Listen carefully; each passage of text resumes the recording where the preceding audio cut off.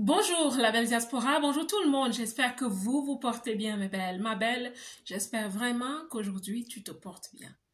Aujourd'hui, je viens te motiver, je viens te booster, je viens surtout t'apporter des astuces qui vont t'aider à décrocher ce boulot. Dans cette vidéo, je souhaite parler à la femme dans la diaspora, celle-là qui se bat, mais elle ne sait pas comment. Comment accéder à ces postes? Comment postuler vers le haut? Comment devenir cette femme de carrière? Oui, devenons des femmes de carrière. Parce que la femme de carrière, c'est elle qui gagne, c'est elle qui s'enrichit, c'est elle qui devient stratégique. La femme de carrière, c'est elle qui gagne en dignité. Et aussi, elle ne parle plus de salaire, elle parle de package. Tu sais ce que c'est? Le package, l'ensemble des avantages qu'on te donne quand tu signes un contrat. Ma belle, je souhaite que tu deviennes cette femme. Et que nous sortions du train-train des femmes qui, oh j'ai un boulot, j'ai un petit boulot. Il y a des femmes dans la diaspora qui sont fatiguées parce qu'elles ont essayé, elles ont cherché, elles ont même fait des formations. Mais elles étaient tellement globales que finalement, ça ne les a pas aidées. Et je vous dis toujours, on ne réussit pas loin de chez soi comme on réussissait au pays.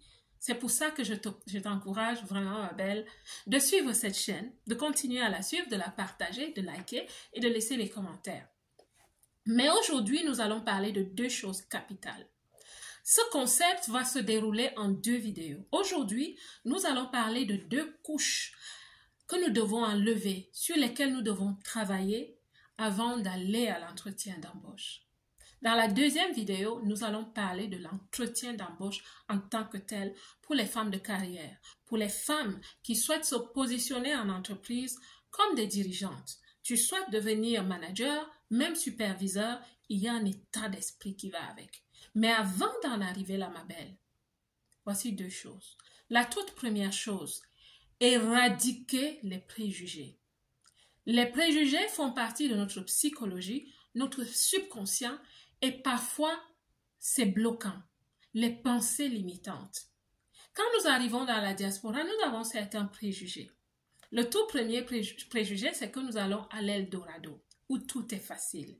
Et c'est là où on se cogne souvent la tête. Parce qu'on pense que tout est facile. Tu vas juste chercher un emploi, tu as cet emploi. Non. La compétition, la compète, mes belles, elle est rude. Elle est vraiment rude. Parce que tu es étrangère. On ne te rejette pas, mais tu dois doublement travailler sur toi.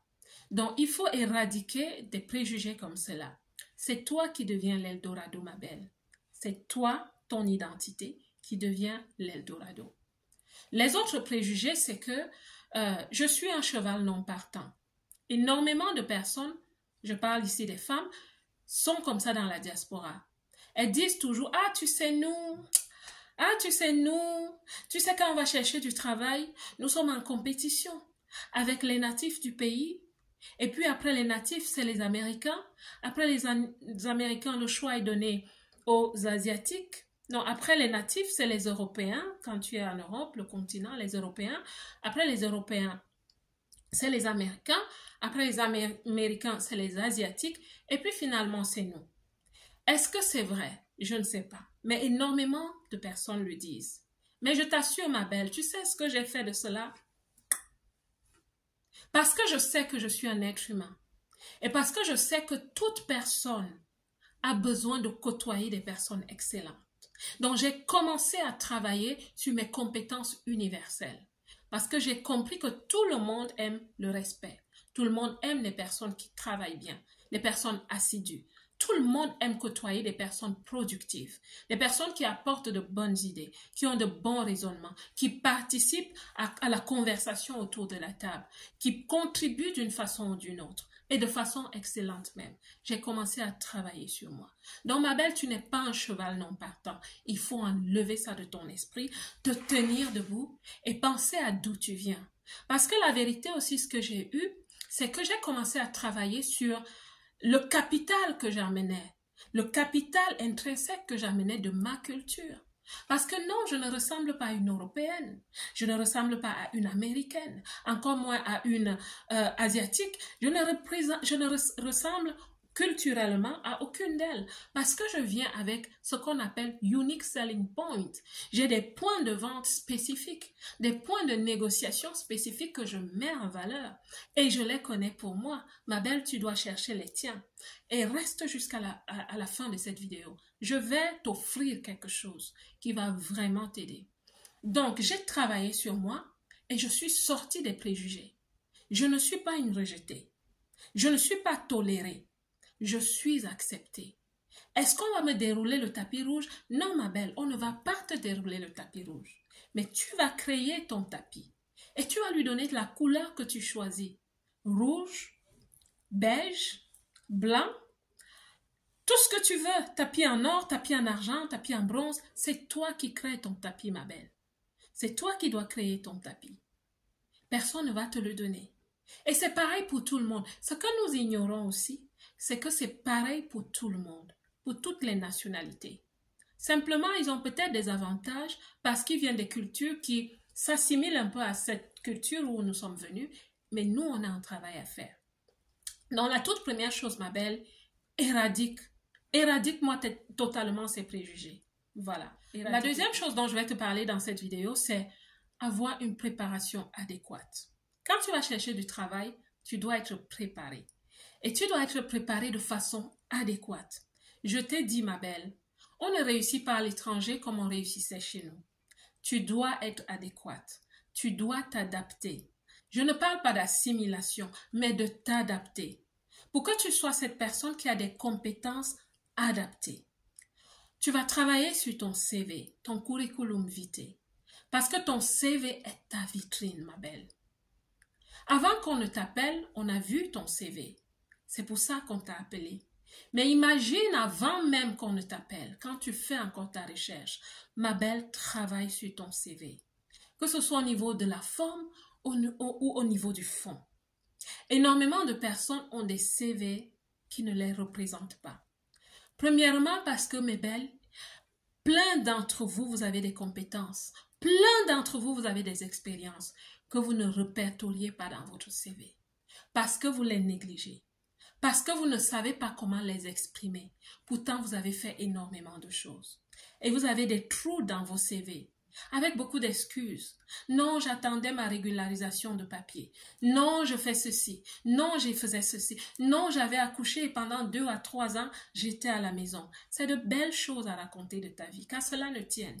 Pendant que tu étais à la maison, tu faisais peut-être un petit commerce. Tu faisais peut-être une activité en ligne. Tu faisais quelque chose. Et certaines d'entre vous n'ont peut-être pas honte, mais elles se disent, mais non, c'est pas en ligne de compétences. Mais non, ma belle. Mais non, les recruteurs comprennent toutes ces choses. Ils ne vont pas te le dire comme ça. Mais ils vont te poser des questions sur cette expérience pour comprendre les compétences que tu as pu glaner dans cette expérience. Tu as beaucoup de compétences, tu as beaucoup d'expérience, mais tu ne le sais pas. Tu as un CV qui est vide ici et là, et ce n'est pas normal. Donc, au niveau de la forme, travaillez ton CV, qu'il soit lean et clean, c'est-à-dire qu'il soit fluide à lire. C'est pour ça que je t'ai dit, ton CV est ta vitrine. Parce que quand le recruteur regarde, et il regarde juste le premier regard, la première impression, et qu'il regarde qu'il y a quelque chose qui ne va pas, il y a des couacs sur ce CV. Quand il regarde, il se dit ici, il y a des points, des boulettes en points. Là-bas, au lieu des points, il y a des flèches, ou il n'y a pas d'uniformité. Ce n'est pas ligne, ce n'est pas fluide. Il y a des titres qui sont en gras, des titres qui ne sont pas en gras. Je suis en train de vous parler de ce brouillon que j'ai préparé pour vous. Il se dit non, c'est pas possible. Peut-être qu'elle a des compétences, mais on comprend très vite qu'elle n'a pas le sens de l'excellence. On comprend très vite que si on lui donne du travail, ce sera du désordre, ce sera du chaos. Elle n'est pas organisée. Oui, c'est comme ça qu'on lit un CV. Dans mes belles, il y a un travail à faire. Reste jusqu'au bout de la vidéo, je vais t'offrir quelque chose. Il y a un travail à faire. Et en plus de ça, être adéquate. Être adéquate au niveau des compétences. Qu'est-ce que j'entends par être adéquate? Vous savez, quand je suis arrivée dans la diaspora, j'ai pris le temps de faire certaines études. Pourquoi? Parce que je suis venue avec un diplôme commercial, mais c'est un diplôme commercial que j'ai acquis dans mon pays d'origine. Ce n'est pas qu'il était mauvais, pas du tout. Il y avait énormément de similitudes, mais il n'était pas adapté. Mes compétences académiques n'étaient pas toutes adaptées. Elles n'étaient pas adaptées par le fait que j'ai appris ces techniques commerciales, cette administration commerciale, je l'ai apprise dans un pays où les procédures, les raisonnements, la façon de faire des choses, de conduire le business dans le pays est totalement différent. Donc, on m'a enseigné en fonction des techniques commerciales des entreprises de mon pays. Mais quand j'arrive dans ce pays, les techniques commerciales sont totalement différentes. Le monde est organisé de façon plus technologique, plus digitale. Mais c'est des choses que je n'ai pas apprises. Donc j'avais un diplôme, mais il n'était pas totalement adapté. Il était adapté parce qu'il me donnait un certain niveau de réflexion, comme toi, ma belle. Ton diplôme t'a donné un certain niveau de réflexion, mais au niveau de la technicalité, peut-être tu n'es pas adapté. Et c'est pour ça que je conseille énormément aux gens, quel que soit le diplôme que tu as, même si tu as un PhD, tu arrives dans un pays, vas-y. Prends 1 an, 2 ans de formation, mais va dans une école homologuée, une école nationale, parce que ça te donne aussi de la crédibilité. Et tu vas apprendre des connaissances adéquates de ce pays.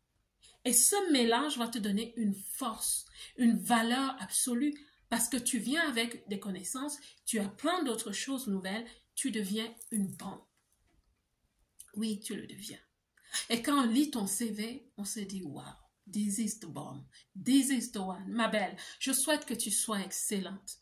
Donc, dans cette vidéo, nous allons parler des choses que tu dois d'abord faire avant d'aller chercher le travail. Dans la deuxième vidéo, nous allons parler de la recherche en elle-même, surtout de l'entretien d'embauche.